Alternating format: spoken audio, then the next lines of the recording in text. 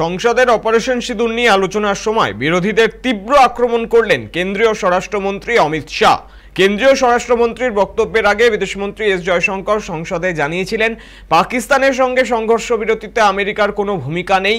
তার এই বক্তব্য নিয়ে প্রশ্ন তোলেন বিরোধীরা। বিদেশমন্ত্রী বক্তব্য নিয়ে প্রশ্ন তোলায় বিরোধীদের তোপ দাগেন অমিত শাহ। তিনি বলেন, এই জন্য তারা বিরোধী বেঞ্চে বসে রয়েছেন এবং আগামী 20 বছর ওখানেই থাকবেন।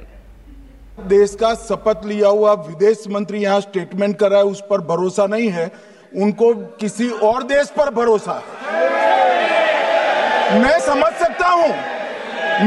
सकता हूं उनकी पार्टी में विदेश का महत्व क्या है, मगर इसका मतलब ये तो नहीं है पार्टी की सारी चीजें यहाँ सदन में आकर थोपे। भारत के विदेश मंत्री पर भरोसा नहीं करोगे?